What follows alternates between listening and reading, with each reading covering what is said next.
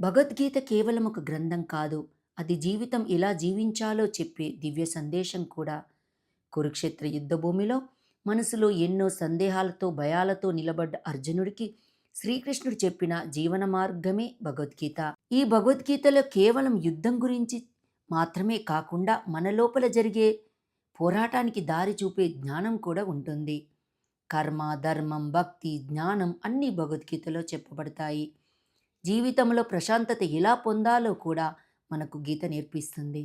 జీవితం నేర్పే దివ్య గ్రంథమే ఈ భగవద్గీత. అందుకు ప్రతి ఒక్కరికి ఈ భగవద్గీత అవసరమే. దాయాదులైన కౌరవుల, పాండవుల మధ్య మొదలయ్యే మహాభారత సంగ్రామము భగవద్గీతలో చెప్పబడుతుంది. ధృతరాష్ట్రుడికి మరియు అతని మంత్రి సంజయుడికి జరిగిన సంభాషణతో భగవద్గీత మొదలవుతుంది. ధృతరాష్ట్రుడు గుడ్డివాడు కనుక యుద్ధభూమికి వెళ్ళడు. కానీ అక్కడ ఏమి జరుగుతుందో అనే కుతూహలం మాత్రం అతనికి ఉంటుంది. అందుకే సంజయుడు ధృతరాష్ట్రుడికి యుద్ధభూమిలో జరిగే విశేషాలు తెలియజేస్తూ ఉంటాడు. సంజయుడు ఎవరో కాదు, వేదవ్యాసుని శిష్యుడు. వేదవ్యాసుడికి సుదూరంలో జరిగే ప్రతి విషయం కూడా చూడగలిగే శక్తి ఉంటుంది. యుద్ధభూమిలో జరిగే విషయాలను ధృతరాష్ట్రుడికి వివరించేందుకే వేదవ్యాసుడు ఆ శక్తిని సంజయుడికి ప్రసాదిస్తాడు. ఈ భగవద్గీతలో అర్జునుడికి మనసులో కలిగిన విషాదం కూడా ఉంటుంది. కురుక్షేత్ర యుద్ధభూమిలో తన ముందు నిలిచిన వారందరూ తన వాళ్లే అని చూసిన అర్జునుడు హృదయం కరిగిపోతుంది. ధర్మం ఏది, యుద్ధం చేయాలా చేయకూడదా అనే ఎన్నో సందేహాలు అర్జునునికి కలుగుతాయి. ఈ సందేహాలను తీర్చేదే అర్జున విషాద యోగం. అర్జునుడి విషాదం నుంచే శ్రీకృష్ణుడి దివ్యబోధ మొదలవుతుంది. భగవద్గీత ఎందుకు విషాదంతో మొదలవుతుందో తెలుసా? కురుక్షేత్రంలో అర్జునుడు యుద్ధానికి సిద్ధంగా ఉంటాడు, కానీ అతని మనసు మాత్రం కదిలిపోతూ ఉంటుంది. ఆ మనసు పోరాటమే అర్జున విషాద యోగం. ఈ విషాదం నుంచి గీతా జ్ఞానం మొదలవుతుంది. మొదటి శ్లోకము మరియు భావము తెలుసుకుందాం. ధృతరాష్ట్ర ఉవాచ ధర్మక్షేత్రే కురుక్షేత్రే సమవేతాయుయుస్సవః మామకాః పాండవాశ్చైవ కిమకుర్వత సంజయ. ధృతరాష్ట్రుడు యుద్ధభూమిలో ఉన్న తన కుమారుల పరిస్థితి గురించి ఆందోళన చెందుతూ సంజయుడితో, సంజయ, యుద్ధకాంక్షతో ఉన్న నా కుమారులు యుద్ధం చేయాలన్న కోరికతో ధర్మక్షేత్రంగా ప్రసిద్ధి చెందిన కురుక్షేత్రంలో ఏం చేస్తున్నారు?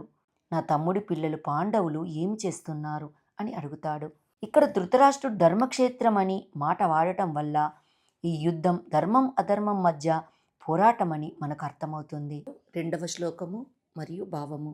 సంజయ ఉవాచ దృష్ట్వా తు పాండవానీకం వ్యూఢం దుర్యోధనస్తదా ఆచార్యముపసంగమ్య రాజా వచనమబ్రవీత్. సంజయుడు యుద్ధభూమిలో జరిగిన అన్ని విషయాలు తెలియజేస్తూ దుర్యోధనుడు పాండవుల సైన్యము ఊహాత్మకంగా నిలిపి ఉండడం చూసి తన గురువుగారైన ద్రోణాచార్యుని వద్దకు వెళ్ళి ఈ విధంగా అంటున్నాడు అని ఈ శ్లోకంలో చెప్తాడు.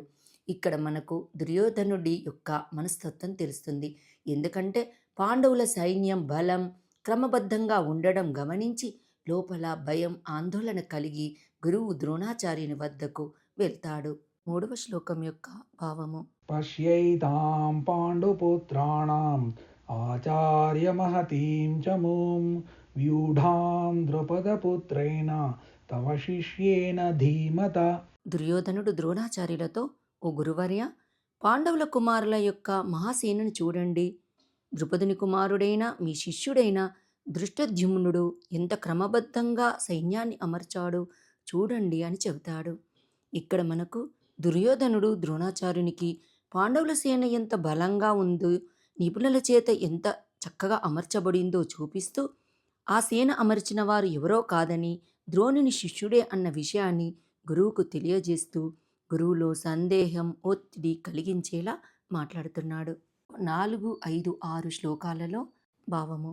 దుర్యోధనుడు తన గురువుగారైన ద్రోణాచార్యునితో, గురువర్య, వారి పక్షాన సైన్యంలో ఉన్న ఎంతోమంది శక్తివంతమైన యోధులను ఒక్కసారి చూడండి. యుయుధానుడు, విరాటుడు మరియు ద్రుపదుడు వంటి వారు గొప్ప ధనస్సులను ధరించి ఉన్నారు. మరియు వారు యుద్ధ శౌర్యంలో భీమార్జునులతో సమానమైన వారు కూడా.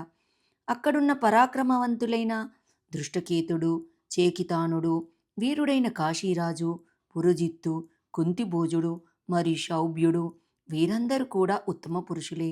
వారి సైన్యములో ఇంకా ధైర్యశాలి యుధామన్యుడు, వీరుడైన ఉత్తమోజుడు, సుభద్ర కుమారుడు మరియు ద్రౌపది పుత్రులు కూడా ఉన్నారు.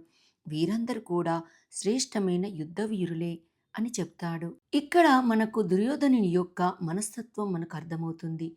పాండవుల వైపు ఉన్న మహావీరుల పేర్లు గురువుగారికి తెలియజేస్తూ ఆ సేనల యొక్క బలము, యోధుల శక్తి ఎంత గొప్పదో అని అంతర్గతంగా తనలోని భయము, ఆందోళనను తెలియజేస్తారు.